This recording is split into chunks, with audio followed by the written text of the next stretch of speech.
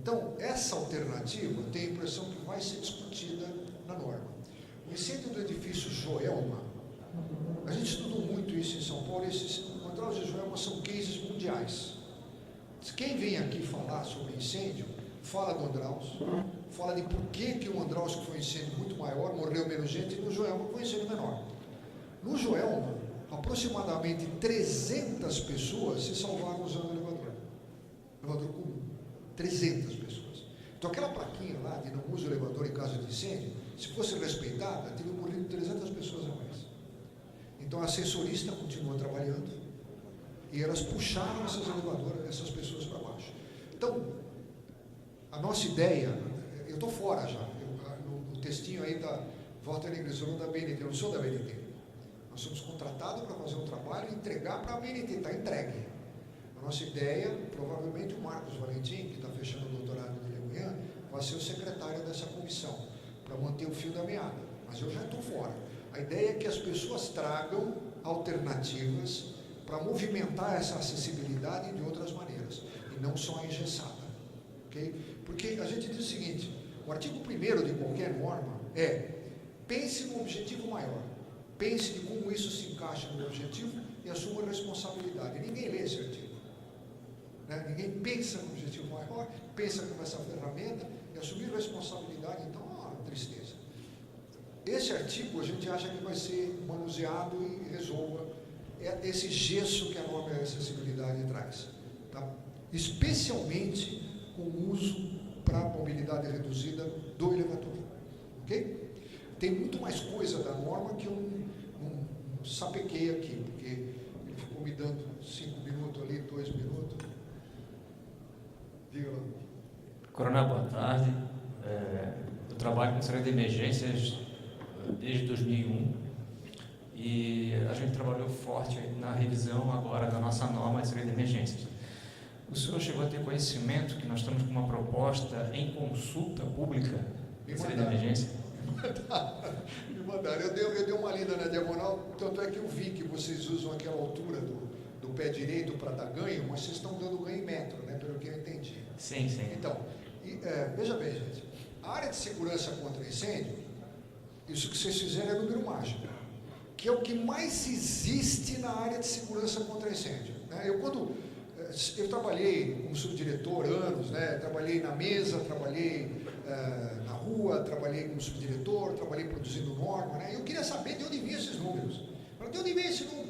Hoje eu sei um monte deles, né? E alguns parecem até piada, alguns são piada. Né? Então o cuidado que a gente tomou foi de não mexer. Por quê? A gente entendeu que como eles tinham um modelo de cálculo, eles tivessem chegado nesses números que a gente apresentou de forma reversa. Então eu calculei, reversamente eu posso chegar nesse percentual. Então a gente não mexeu em praticamente nada por causa disso. Mas eu não acredito, quando vem um número de uma norma do exterior, eu não vou contar as histórias aqui, né? Mas você fica barbado, né? De arrepiar os cabelos e você saber 750, 1500, tudo isso é uma tranqueira que até na área de estruturas, uma época poliana mestre, o Pinhata, que é o nosso colega, né, o professor Valdir Pinhata Silva, da Universidade de São Paulo, ele é um dos maiores especialistas no mundo de comportamento de estrutura em situação de incêndio. Ele fala, se tirar os números mágicos, não fica nada em pé. Porque tudo número mágico. E a gente fica ali, né? 750, 751 não pode. O 750 não vale para nada, né? É um chute do capeta. Mas a gente fica ali, tem que ficar, né? Para poder administrar. O que nós tentamos fazer aqui, nessa proposta de revisão, eu fui o relator da proposta, ficamos aí mais de um ano procurando informações, né? A gente teve a oportunidade de usar a minuta que o senhor apresentou aqui. Para mim foi bem importante porque deu para ver a origem de algumas coisas, de onde é que veio, que é o foco do nosso seminário, né? Aqui estão todos, boa parte dos analistas e historiadores do nosso estado, de todos os cantos do estado, e aí são 130 cidades onde a gente atua diretamente. E não é muito simples se pegar uma norma que eu percebi que ela é bem acadêmica, a proposta, e trazer para a fiscalização. Eu sou como um agente de bombeiro que foi, sabe que pegar uma norma britânica e dizer, cumpra, é fácil. Agora, para o profissional que vai executar é complicado, e para o homem que vai vistoriar, que vai fiscalizar, mais ainda. Então a gente procurou aqui achar um equilíbrio, né? Achar um ponto de equilíbrio. Como ter uma norma que dê segurança às pessoas para saírem no momento de emergência, de sinistro, não só de incêndio, e também permitir que o bombeiro possa entrar com segurança para socorrer quem não consegue sair e fazer o combate depois do sinistro, né? Então é um trabalho difícil achar esse ponto de equilíbrio. Usamos a proposta que o senhor bem apresentou aqui, usamos a norma de São Paulo, a experiência e outras fontes de consulta, né? Então, se o senhor tiver oportunidade, um tempinho depois, ler a nossa proposta e dar sugestões, para nós seria bem importante. Qualquer coisa que eu vá fazer que saia desse perfil de definição de risco, não dá para fazer, entendeu? Porque você sai da lógica. A lógica é o ocupante, a velocidade de crescimento do fogo. Se esses não forem os fatores determinantes, você não consegue raciocinar. Ok? Quer dizer, eu tenho que estar com o olho esquerdo no ocupante e o olho direito na velocidade de crescimento do fogo. Se eu sair do ocupante para a ocupação, fiquei vesgo, já não enxergo. Se eu sair da velocidade de crescimento do fogo para cada carga de incêndio, eu saí da lógica do sistema. Porque isso é a lógica do sistema. Eu saio em função do ocupante ter condições de sair ou não, e do fogo chegar nele ou não. Se a gente pensar assim, se vocês pensarem assim, dá para fazer um encadeamento. Sem essa lógica, com a outra lógica, não dá para a gente. Eu li, tanto é que eu estou te falando que eu vi essa tabela, né? Mas saindo dessa lógica, eu não tenho como dar palpite. Eu vou fazer confusão. Quer dizer, vocês têm que pensar assim: eu vou ficar com isso aqui, vou ficar com isso aqui e acabou. Negri que se dane, não é eu que me dane, né? Vou pensar nisso mais tarde, né? Isso vai ser implantado, eu acredito, com o tempo. Precisa depurar, quer dizer, vocês, por um certo tempo, vão continuar usando o algarismo romano, o Sol vai continuar andando em torno da Terra, até pensar bem e falar, olha, pode ser que o caminho seja... Para a gente ficou limpo. Na hora que a gente leu, a gente falou, não dá para raciocinar com a cabeça, com a Terra no centro do universo, para a gente não deu mais, não deu. Mas era fácil, né? 4 pessoas, com o mesmo linguajar, com a mesma base de conhecimento, ficou fácil a discussão entre nós. Uma discussão aberta é muito mais difícil. Não te invejo. Diga lá. Professor, aqui em Santa Catarina, especialmente Balneário Camboriú, Itapema, nós estamos vendo aí o crescimento de edificações absurdas. Para 60, 80 e poucos pavimentos agora. O que se está estudando, o que tem surgido de novidades com relação à saída de emergência para esse tipo de edificações? Para os prédios muito elevados, o que as pessoas estão fazendo são áreas de refúgios intermediárias. Que eu saiba, não estou informado de maneira suficiente, esses prédios são residenciais. Então, o edifício residencial, ele é naturalmente compartimentado. A tendência dele é ter um fogo de grande porte, de um fogo que tome, a não ser que você tenha problemas de fachada, como teve o edifício Grenfell na Inglaterra, né? Que era uma fachada combustível, né? Se você não tiver isso, ele não teria crescido. Agora, você tem que pensar, qual é o problema desse edifício? É a altura. Como é que eu respondo à altura? Com acesso. São Paulo cometeu um equívoco muito grande de falar, a partir de tantos metros de altura, você tem que botar controle de fumaça. A altura não aumenta a fumaça. A altura aumenta a dificuldade de acesso.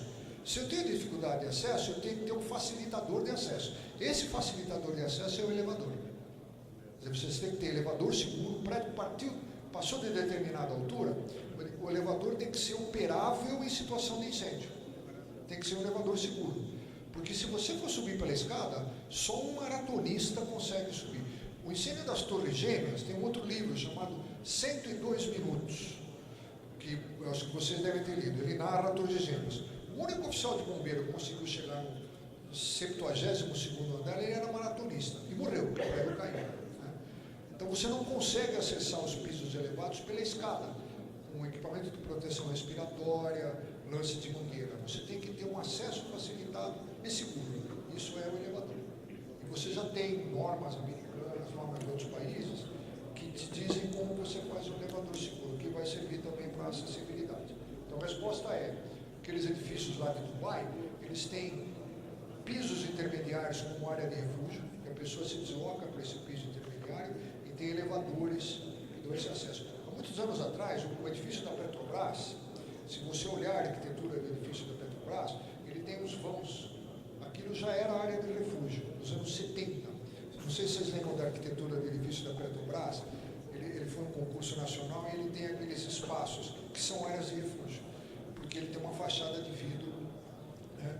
E não sei como é que é a estrutura daquilo. Esses edifícios antigos de fachada de vidro, o vidro não atendia nada do que a Clélia falou, né?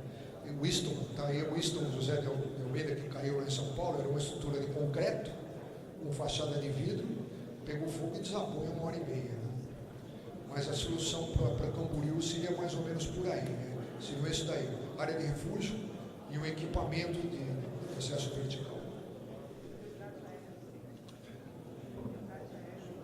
O resgate aéreo não é eficiente e não funciona. Houve resgate aéreo em São Paulo, no edifício Andraus, mas quando o helicóptero pousou, não tinha mais fogo e a escada estava liberada. Então ficou na cabeça das pessoas que você consegue fazer o resgate aéreo. O helicóptero só vai pousar quando não tiver mais fogo, então ele queima. Não tem helicóptero blindado à base de fogo. Então não há resgate aéreo em situação de incêndio que retire a pessoa que esteja em risco. Ele só vai... Ninguém no Andraus queria descer pela escada, pelo óbvio, tá? Mas ele tinha um heliponto, então ele tinha uma laje estruturada com saída na lateral e os 3 pisos de baixo estavam vazios, então não tinha carga de incêndio. Então queimou, faltando 3 pisos. Ele tinha uma escada. Você já leu sobre o Andraus? Então não preciso te falar. Então, quando os helicópteros pousaram, chegaram 2 pessoas pelo helicóptero e chegou o bombeiro pela escada. Então, ó, dá para descer pela escada. Você vai descer pela escada? Bem morta, amiga, né? Então eles saíram por cima, aquele bonito e tal, mas não há resgate aéreo com o edifício queimando.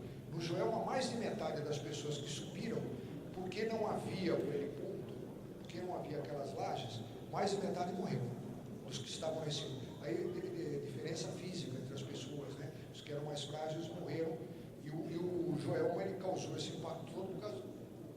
Ele foi equivalente ao incêndio da Triângulo em 1911 nos Estados Unidos. Os Estados Unidos começaram a estudar saídas em 1915. Nós começamos em 1974. A gente não aprende com as besteiras alheias, né? O filho não aprende com as besteiras do pai, né? O pai fala... Falei pra caramba, estourei todos os prazos, azar da Poliana e de vocês, que vão ter que ficar mais tempo. Alguma pergunta a mais? Um prazer quase que sexual, sabe?